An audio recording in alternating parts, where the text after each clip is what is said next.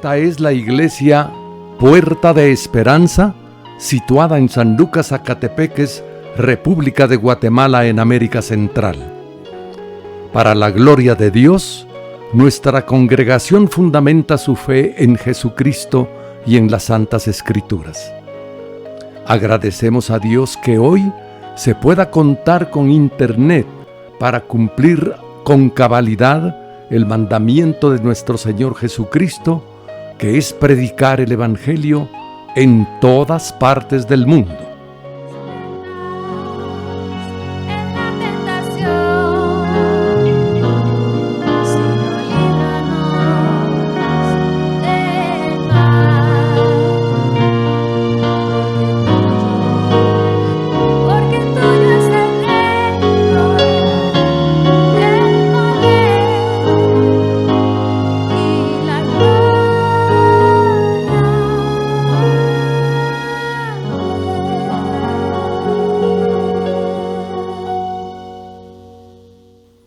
Con mucho agrado, ofrecemos hoy la prédica de nuestro pastor general, el licenciado Gustavo Adolfo Bonilla.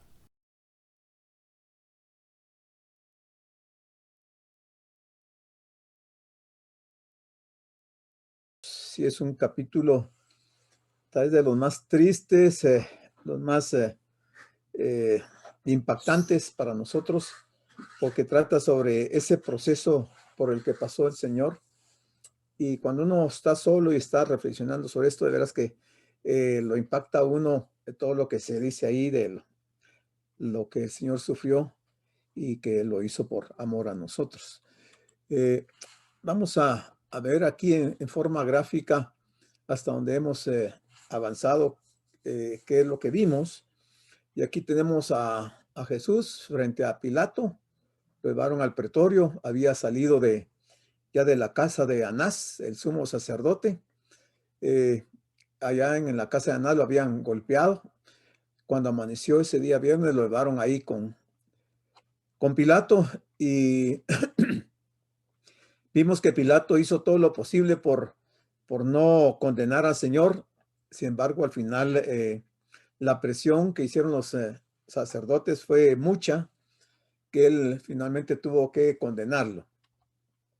En esa condena, él lo mandó a que fuera azotado, y vimos que esos azotes que le dieron al Señor lo llevaban al punto de la muerte.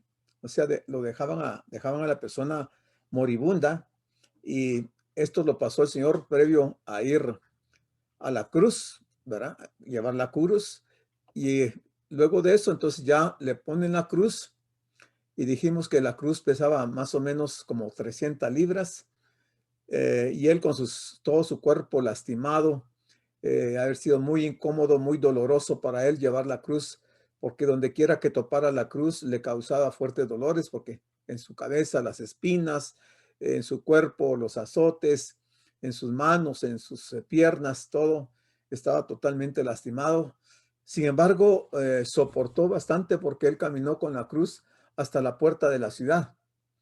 Cuando llegó a la puerta de la ciudad, él cayó como 3 veces con esa cruz encima, donde las fuerzas le faltaron, o quizás porque definitivamente no tenía experiencia de cargar una cruz de ese tamaño y de ese peso, y sin duda la cruz se movía, y tal vez eso también hizo que él cayera. Yendo en ese camino, cuando ya sale de las puertas de la ciudad, ya no se pudo levantar ahí en ese momento. Entonces los soldados romanos obligaron a una persona que iba pasando en ese momento para que cargara la cruz. Pero no tomaban a ninguno de Jerusalén, previendo que podía haber algún conflicto, sino que tomaban algún extranjero, alguien que no era de ahí. Y este Simón de Cirene era un hombre que no vivía ahí en Jerusalén, sino él vivía en una región del África. Era judío, pero había descendido para celebrar, como ese día iban a celebrar la Pascua. Entonces él había descendido, y cuando los soldados romanos lo vieron, a él lo obligaron a cargar la cruz. Yo pienso que, aunque si lo vemos desde el punto de vista humano, no fue nada agradable para Simón también que le hayan puesto la cruz en los hombros y tenerla que cargar cuando él no tenía ninguna culpa ni no había ninguna razón para que a él lo castigaran. Sin embargo, yo lo veo como que en el momento más oportuno para el Señor, cuando él ya no podía, Simón le ayudó con la cruz y él la llevó hasta, porque la tenía que subir hasta el monte Gólgota y la subió, o sea que para Simón también fue bastante conflictivo y sufrió mucho llevando la cruz. Pero el privilegio que debe tener él el día de hoy, se imaginan, este hombre de estar en el cielo y ha de haber recibido galardones interesantes por el hecho de que en el momento más difícil del Señor, él estuvo con él y lo apoyó. Finalmente, vimos el viernes pasado que el Señor fue crucificado y ahí están las gentes, el pueblo, están los sacerdotes, los fariseos, toda esta gente, y el Señor está en la cruz de en medio y a los lados están los dos ladrones. Uno, el de la derecha, fue el que en último momento se arrepintió y le pidió al Señor que cuando él viniera en su reino, que se acordara de él. Y el Señor le dijo que de cierto ese día él estaría con él en el paraíso. O sea, tuvo el privilegio de que en último instante se arrepintió, y eso nos muestra que no hay, digamos, ninguna limitación para recibir al Señor. No importa que ya estemos al borde de la muerte, en ese momento lo podemos hacer, que el Señor de todas maneras va a tener misericordia de nosotros. Bueno, entonces hasta ahí fue la parte que hemos visto, y ahora vamos a continuar. Nos tocaba el versículo 21. Marcos 15, 21 dice: y obligaron a uno que pasaba, Simón de Cirene. Este era padre de Alejandro y de Rufo, que venía del campo a que le llevase la cruz. Simón, Alejandro y Rufo fueron dos hombres que apoyaron a Pablo en su ministerio cuando Pablo andaba predicando por muchos lugares. Dice que estos dos personajes le ayudaron. No cabe duda que Simón de Cirene se ha de haber convertido al cristianismo en el momento cuando él ve el sufrimiento del Señor, y entonces eso impactó a la familia, y se cree que a raíz de eso sus hijos creyeron y se convirtieron. Entonces él lo obligaron y dice que él venía del campo y le obligaron a que llevara la cruz. Cuando Jesús cayó bajo el peso de la cruz, ningún romano podía ayudarle a cargarla. El centurión tenía el derecho de obligar a un judío del lugar que ayudara a cargarla, pero tal ultraje podría conducir a un motín o a un escándalo. La mejor solución era hacer que un extraño cargara la cruz. Así que hallaron a un extranjero. Él sabía poco acerca de Jesús y no tenía ningún deseo de asociarse con este hombre, quien estaba condenado a morir como un criminal. Ese fue el pensamiento, dicen los historiadores, que tuvo Simón en ese momento, porque pensaba que era algún asesino al que porque normalmente eran a los asesinos a quienes colgaban en una cruz. Entonces él no quería tener nada que ver con el Señor. Obviamente que después se ha de haber enterado de la verdad, y entonces ya se convierte al cristianismo. Después de una mañana de sufrimiento inhumano que le hicieron al comenzar su marcha hacia el lugar donde sería crucificado el Señor, Simón era de Cirene. Cirene estaba situada en el norte de África y probablemente estaba asistiendo a la fiesta de la Pascua en Jerusalén. Parece que le hicieron salir de la multitud por casualidad entre comillas, ¿verdad?, para ayudar a llevar la cruz. Se cree también que Jesús llevó la cruz hasta las puertas de la ciudad y que de ahí hasta el monte Calvario ya no cargó la cruz, porque humanamente era imposible. Él ya no tenía las fuerzas. Recordemos que había sangrado de mucho, no había comido, estaba desvelado, no le habían dado agua a beber. Total que su cuerpo estaba bastante limitado para el castigo que se le estaba aplicando. Entonces él solo cargó la cruz hasta las puertas de la ciudad. Y es que también ahí se estaba cumpliendo una profecía, porque fíjense que cuando en la ley de los judíos, de la ley de Moisés, cuando cada año se presentaba el sacrificio de la vaca alazana, que era una vaca roja, esa vaca la sacrificaban en holocausto, o sea, la quemaban, pero no la podían quemar en la ciudad, sino que tenían que sacarla de la ciudad y ahí quemarla. Entonces, eso dice que apuntaba a que al Señor también no lo podían matar dentro de la ciudad, sino que tenía que ser fuera de la ciudad, porque así como la vaca era sacrificada por expiación de los pecados, así el Señor, como figura pues la vaca, así el Señor también tuvo que ser sacado de la ciudad para poder ser sacrificado. Entonces hay cositas que parecieran normales, que no tienen trascendencia, pero tienen un trasfondo bíblico que es importante conocerlo. Jesús ya había sufrido mucho por la experiencia en Getsemaní. Se recuerdan que vimos de que él sudaba grandes gotas de sangre, de sudor como sangre, y por desvelo, por los procesos injustos, por el escarnecimiento y sobre todo por el azotamiento que era mortal. Todas estas experiencias habían dejado a Jesús completamente debilitado. Tal vez los romanos temían que él se desmayara y muriera y querían estar seguros de que viviría para ser clavado en la cruz. Lucas 23 del 27 al 31 nos dice: y le seguía gran multitud del pueblo y de mujeres que lloraban y hacían lamentación por él. Estas eran hijas de Jerusalén, no de Galilea, porque algunas de ellas verían la destrucción de Jerusalén. Jesús se preocupaba por otros aún en medio de su sufrimiento intenso. Juan 19, 26 al 27 dice, nos cuenta de la preocupación que tenía el Señor por su madre. Y él en su agonía vio a su madre desde la cruz donde estaba clavado y a otras mujeres que estaban al pie de la cruz, y obviamente todas estaban llorando porque estaban viendo el terrible sufrimiento que él estaba pasando. O sea, su rostro se notaba el dolor, la angustia que sentía de ese gran castigo que le habían aplicado y que estaba ahorita en la fase final.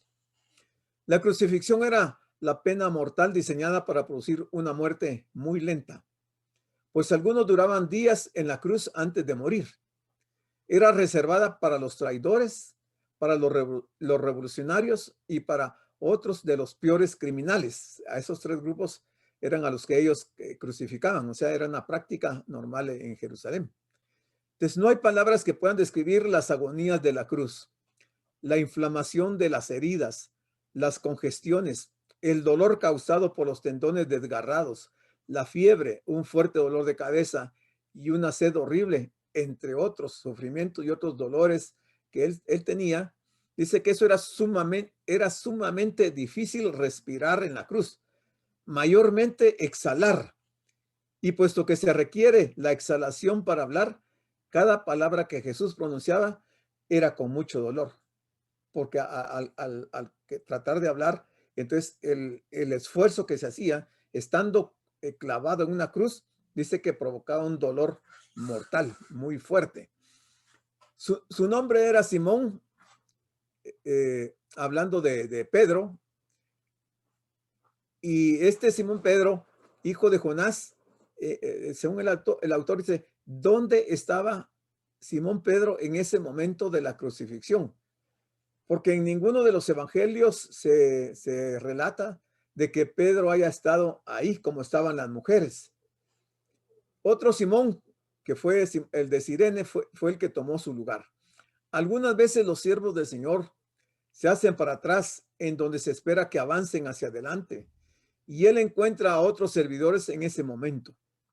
Si esto nos ha sucedido a nosotros, entonces debiera de reprendernos gentilmente mientras vivamos.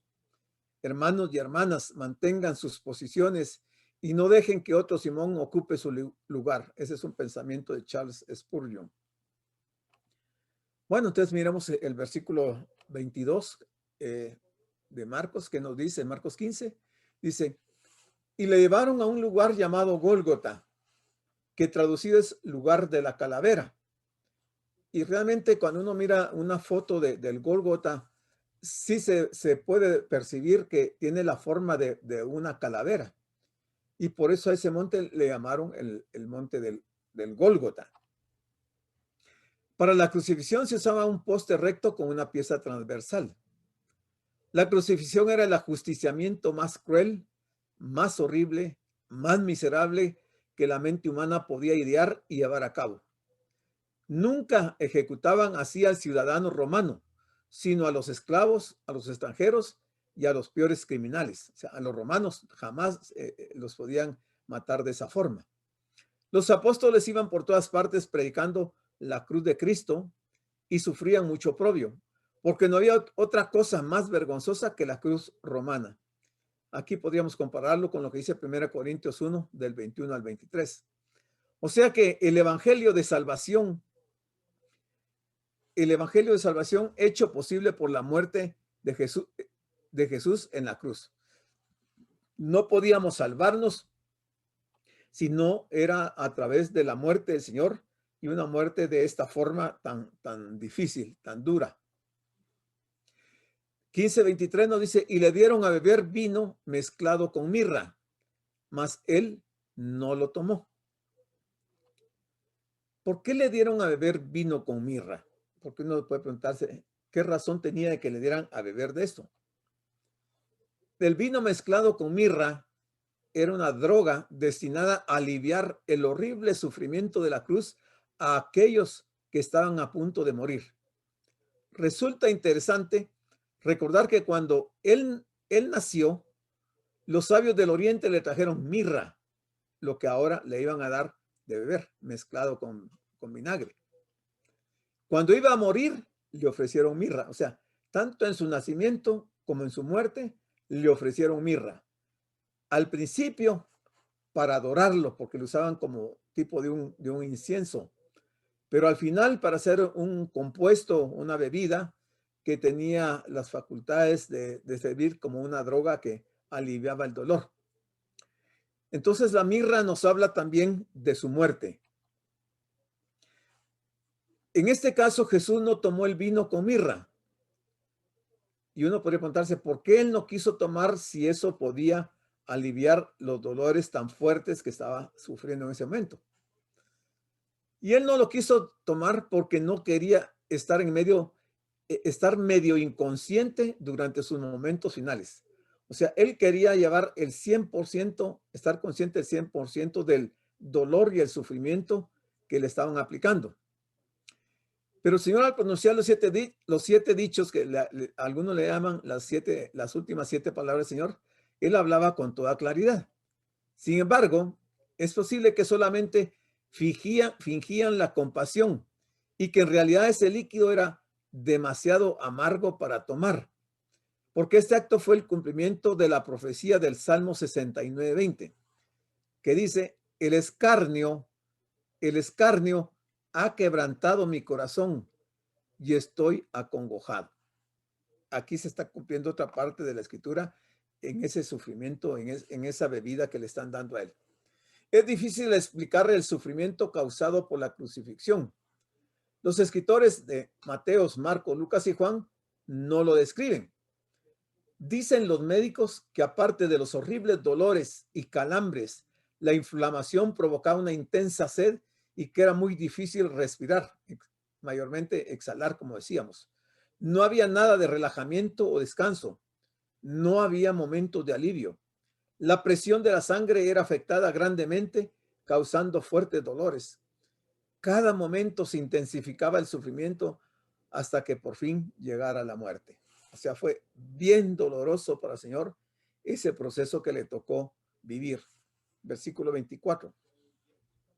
Cuando lo hubieron crucificado, repartieron entre sí sus vestidos, echando suerte sobre ellos para ver qué se llevaría cada uno.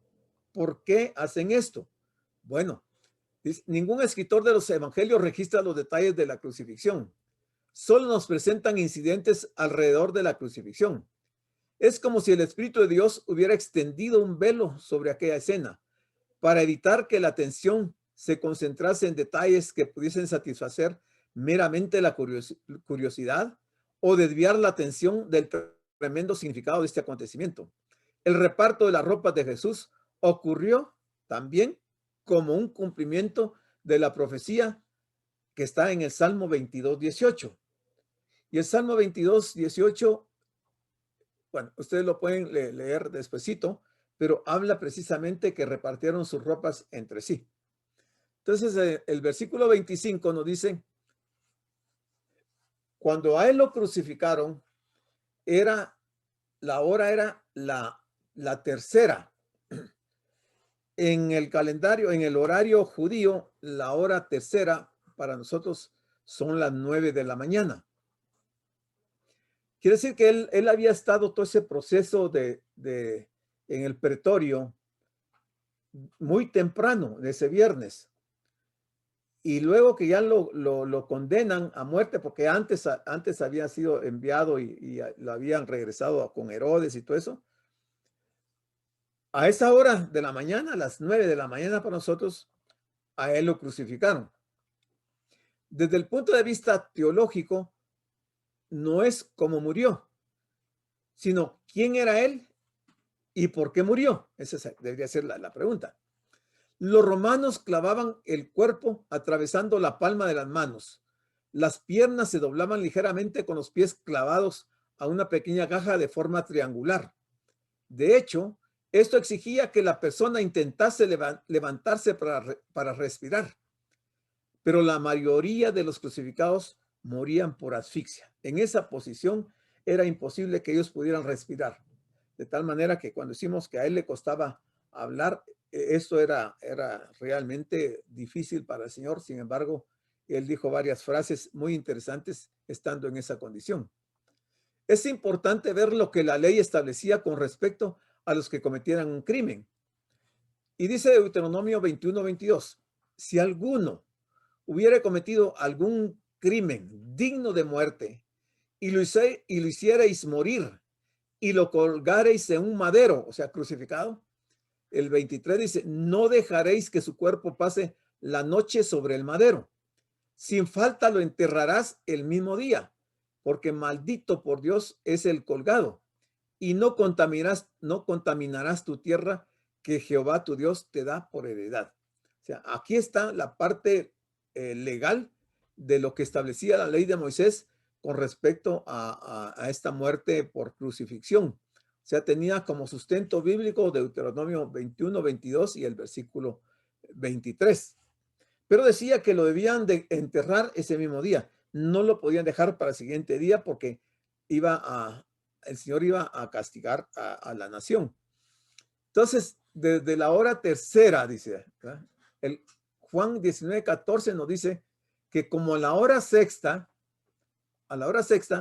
Pilato dijo a los judíos, si yo siempre voy a buscar los otros contextos porque me gusta tener la secuencia exacta porque los evangelios no tienen toda la historia, está dispersa en los 4 evangelios.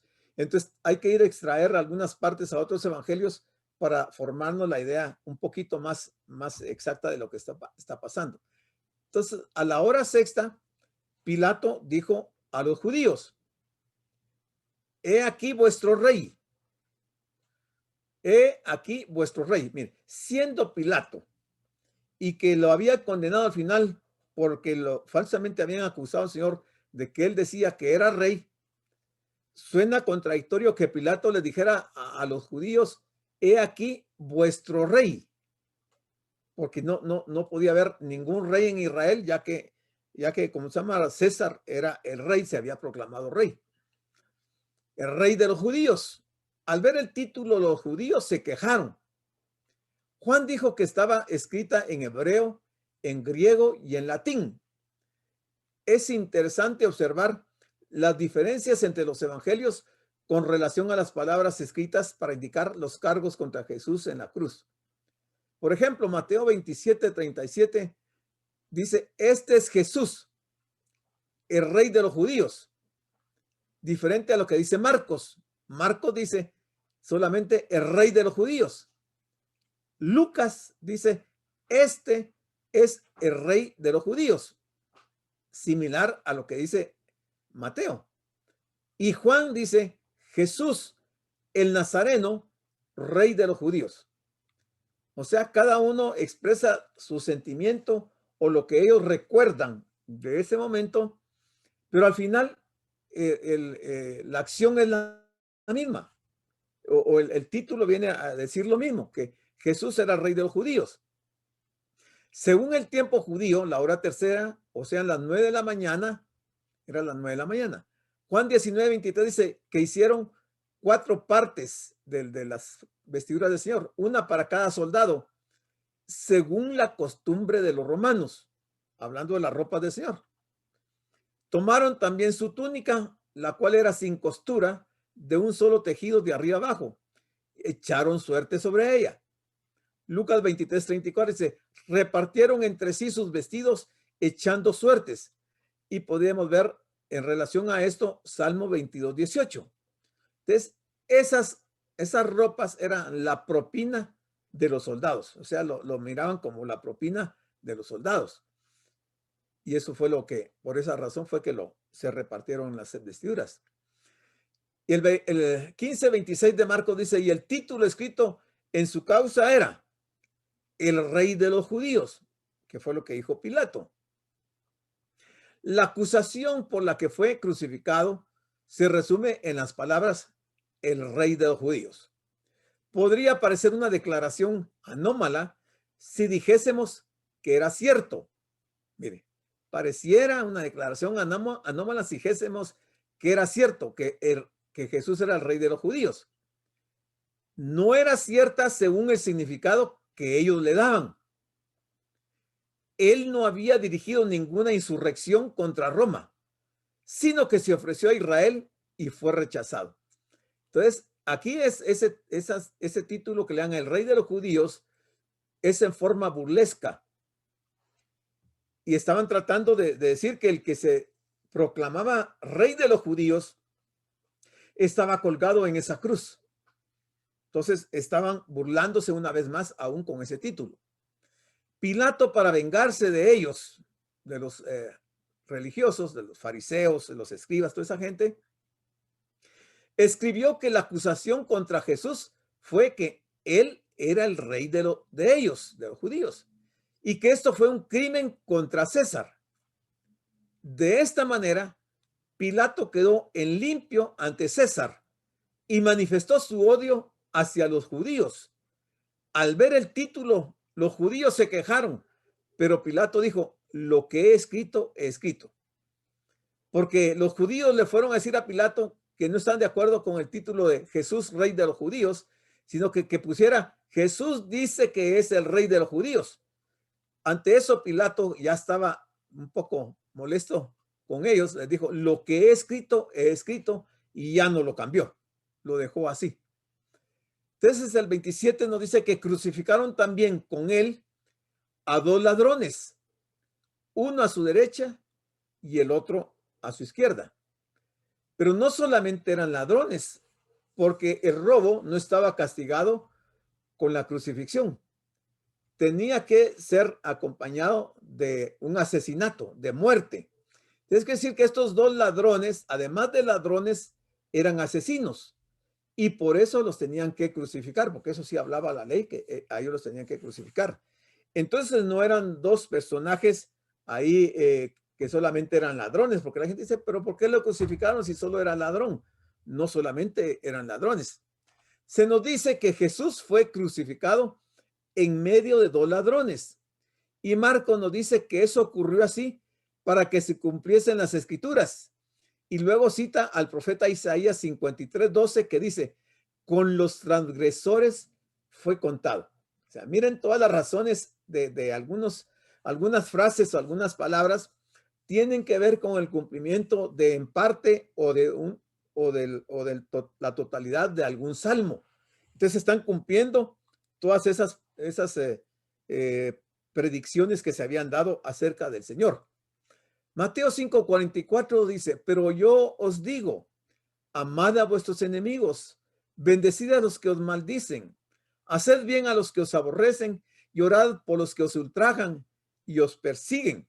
Esta es una enseñanza que el Señor había dado y que ahora Él está cumpliendo eso ahí en la cruz, porque Él no, en ningún momento llegó a odiar a sus enemigos, sino que los amó, porque al final el Señor les dijo en su oración, dice, Padre, perdónalos porque no saben lo que hacen. O sea, Él estaba expresando ahí su amor hacia a esas personas que lo habían llevado a ese punto. El 28 dice, y se cumplió la escritura que dice, y fue contado con los inicuos. Se cumplió ahí, en ese momento, que es lo que acabamos de ver. ¿Por qué fue crucificado Jesús entre inicuos?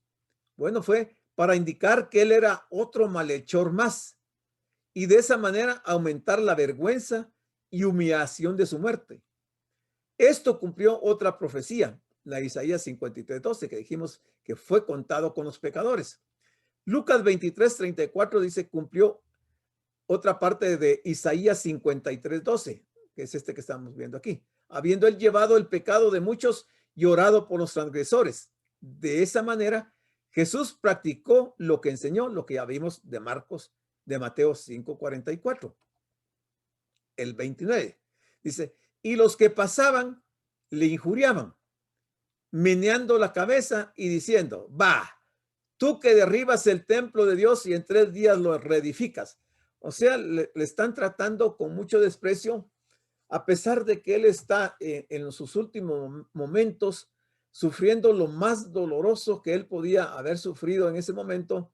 Esta gente que pasaba le injuriaban y meneando la cabeza y en forma burlesca le decían, va, tú que derribas el templo de Dios y en 3 días lo edificas. Estos criticones pudieron pertenecer al grupo de los falsos testigos, los que habían participado en el juicio nocturno del Sanedrín, que está en Marcos 14:58. Los transeúntes cumplieron con la profecía de Salmos 22:6 al 8, 22:12 al 13 y 22 del 16 al 17. Mire, todo lo que está sucediendo ahí es cumplimiento de varios pasajes bíblicos. En este caso, la gente, digamos así, la gente común, no los religiosos, sino que la gente del pueblo decían esas palabras al Señor. No se conformaban con haberle crucificado. Aparte de ese sufrimiento tan terrible, agregaron insultos. En ese momento estaban destruyendo el templo, el cuerpo de Jesús, y en 3 días Jesús lo levantaría. Aquí se estaba cumpliendo lo que había dicho el Señor en Juan 2:17. Era el momento en que estaban destruyendo el templo y lo hicieron ellos mismos, los judíos, y no se percataron. Emplearon las mismas palabras usadas por el diablo de Mateo 4, de 3 a 6. Si eres hijo de Dios, desciende de la cruz, le decían aquí, ¿va? Pero si eres, Satanás le decía, si eres hijo de Dios, lánzate, tírate al vacío y el Señor te enviará ángeles para que tu pie no tropiece en piedra. Y decían tantas cosas, pero siempre sacaban esta frase de si eres hijo de Dios. Jesús había hecho milagros repetidas veces para demostrar que era el Hijo de Dios. Realmente, con todos los milagros que él hizo, es imposible que las personas no puedan creer que él fue el Mesías.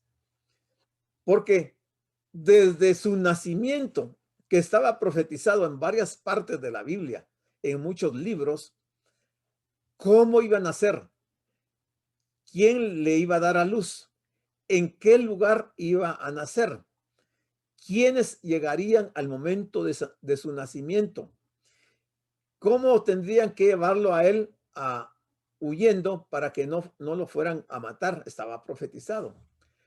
Toda su vida estuvo profetizada y eso debería ser suficiente. Pero sin embargo, la gente tuvo la oportunidad de ver sanidades de todo tipo, resurrecciones de muertos, lo vieron caminar sobre las aguas del mar, lo vieron sanar a personas endemoniadas. O sea, y no fue solo un caso, fueron cientos de casos que el Señor realizó. Ante eso, la gente debía de haber tenido suficientes señales para creer que era el Hijo de Dios, que era el Mesías. Sin embargo, nunca, en este caso, estos que lo condenaron, los fariseos, los escribas, toda esta gente, no le dieron valor a eso, no les dijo nada a todos los milagros que el Señor había hecho, Por el contrario, llegaron a pensar de que él por Satanás hacía todas esas señales y total lo crucificaron. Y se perdieron una magnífica oportunidad para sus vidas. Si en ese momento el Señor hubiera bajado de la cruz, porque si él hubiera querido, baja de la cruz, aún clavado como estaba, con el tremendo poder que tenía él, pudo haber bajado de la cruz. Pero él no iba a satisfacer la curiosidad y las palabras que esta gente le estaban diciendo. Y de todas maneras, si él hubiera bajado de la cruz, de todas maneras no hubieran creído, porque se habían endurecido tanto en sus corazones que no había ninguna señal que se hiciera que los pudiera convencer.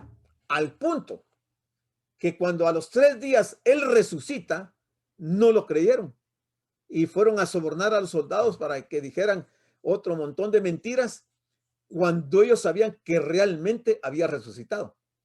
Quiere decir que la gente, cuando está en una posición de endurecimiento en su conciencia cauterizada, por más señales que tenga, jamás va a creer al Señor.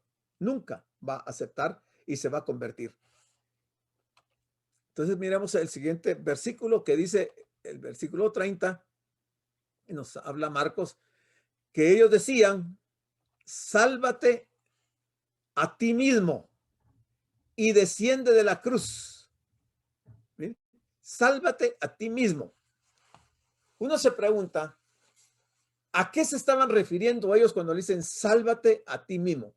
¿Se están refiriendo a salvarse de la cruz? ¿O estarán queriendo decir que esa salvación de la que están ellos hablando es la salvación espiritual? Pero esta gente definitivamente, por muy religiosos que fueran, no entendían lo que era la vida en el reino celestial, en el reino de Dios. Entonces ellos lo estaban viendo desde un punto de vista material, físico.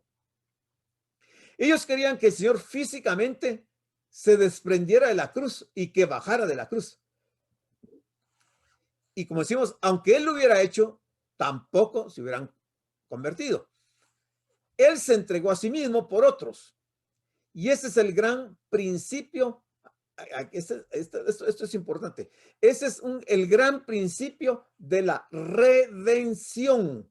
Recordemos que la redención es el acto de justificación que Dios hace a nuestras vidas por medio de la fe en Jesucristo, por el cual no solo perdona nuestros pecados, sino que los borra, totalmente los borra, pecados pasados, presentes y futuros. A eso se refiere la redención, la redención.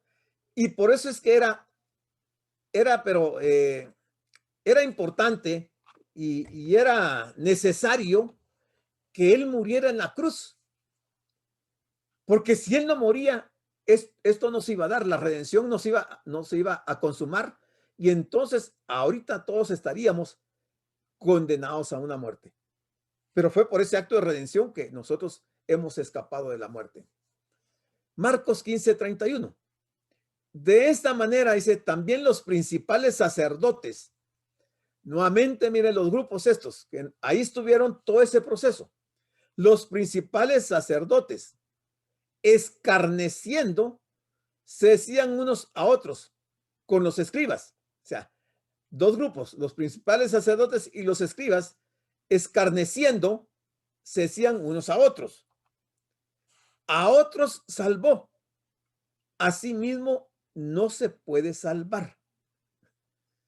Si los que nunca se salvaron fueron ellos. Primero que el Señor no necesitaba salvación. El Señor no necesitaba salvación. Porque si alguien era sin pecado, era Él. Entonces, Él estaba exento de ese proceso de salvación. Y ellos dicen, a otros salvó. Pero ¿a qué se están refiriendo ellos a que a otros salvó? Lo vamos a ver, porque realmente hay aquí algo interesante que tenemos que comentarlo. Y es que dice, a quienes bueno, la pregunta sería, ¿a quienes había salvado Jesús?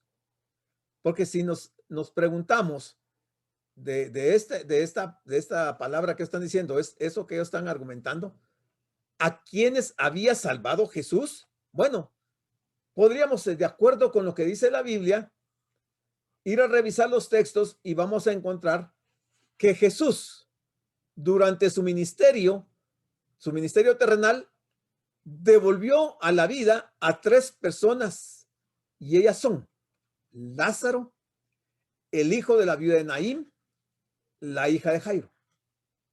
O sea que los principales sacerdotes y los escribas tenían conciencia de que el Señor había salvado de personas que habían muerto, las había resucitado. O sea, eso, hermanos, no se ha visto nunca más en la historia, aparte en el tiempo del ministerio del Señor.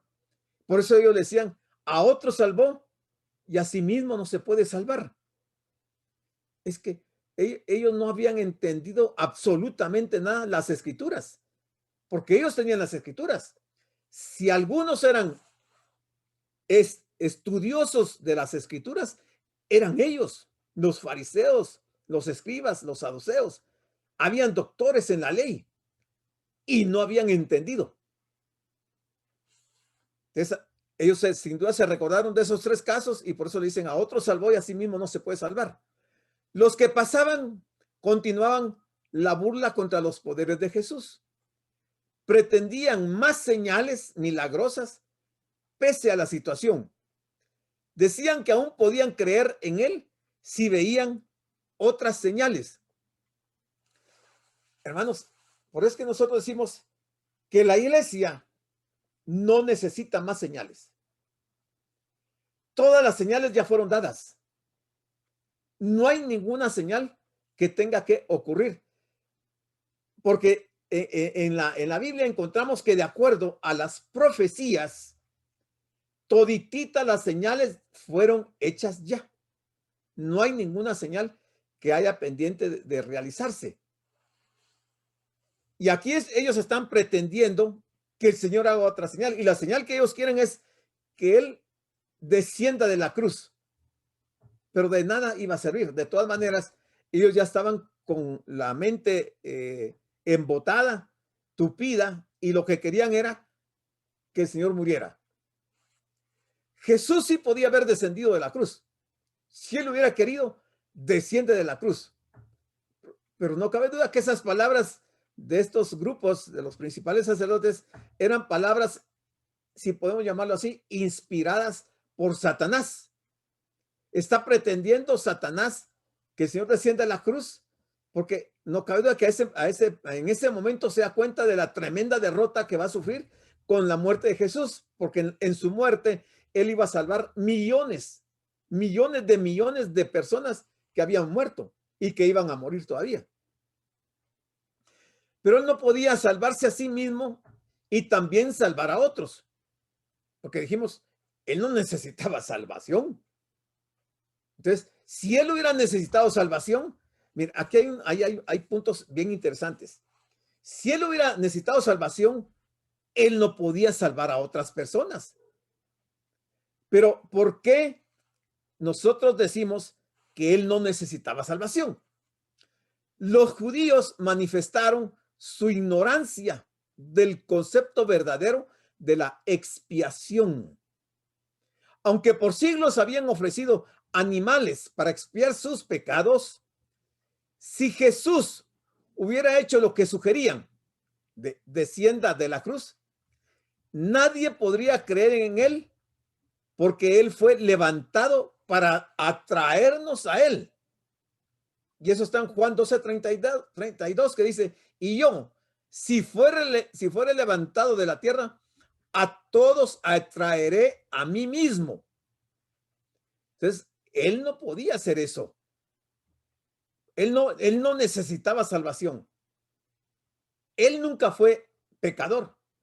A Él no se le podía señalar de un solo pecado, no se le podía señalar a Él.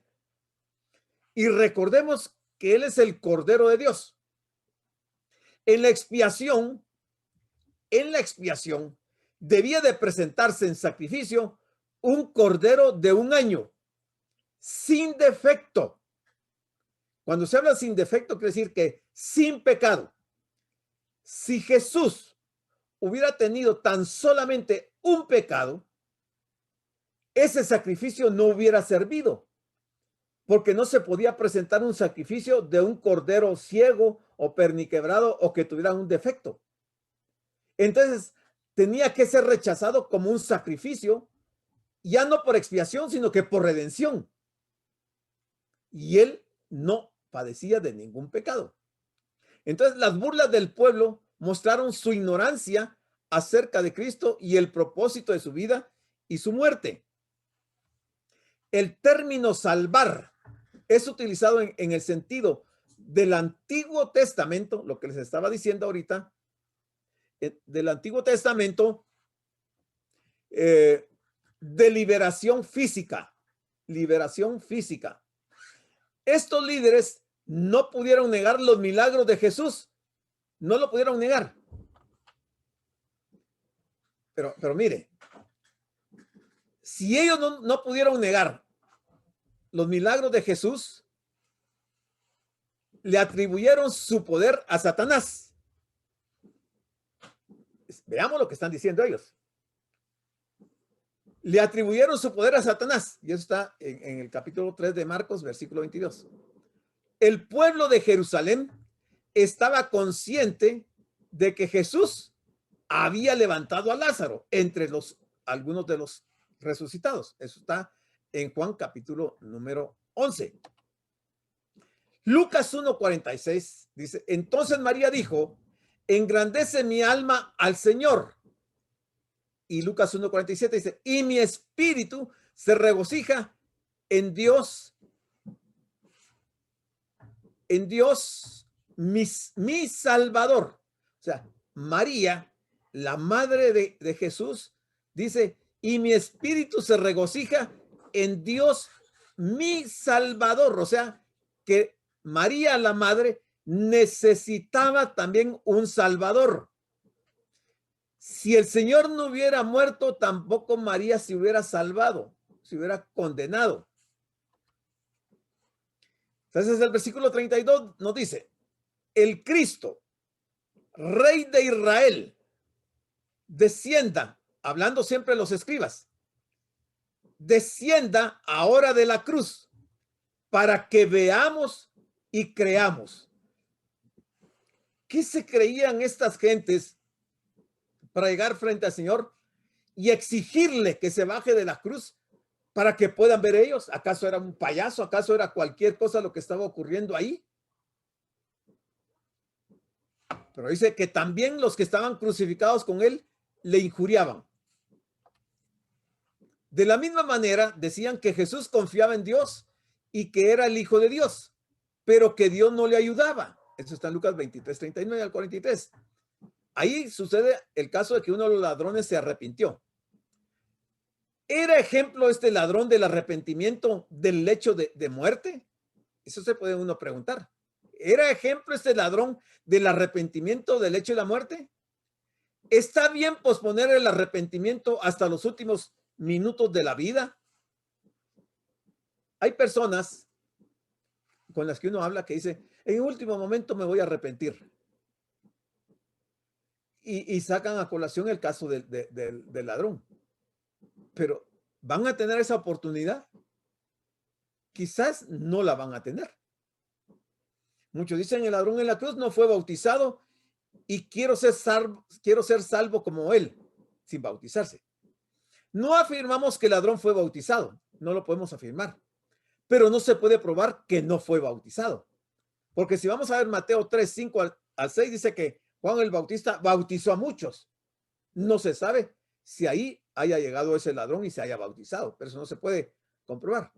La burla del sumo sacerdote para el título dado por Pilato, el rey de los judíos, colocado sobre la cabeza de Jesús, es una burla, no una afirmación, y calza perfectamente con los sarcasmos anunciados en Salmos 22, 6 al 8 y 22, 12 al 13 y 22, 16. Muy bien, hermanos, nos vamos a quedar hasta aquí, el versículo 32, porque se me llegó ya el tiempo. Les voy a dejar el tiempo a ustedes para si quieren hacer alguna pregunta o quieren aportar algo o hacer algún comentario. Damos las gracias por su atención a la prédica del pastor general licenciado Gustavo Adolfo Bonilla e invitamos a la prédica del próximo domingo a esta misma hora.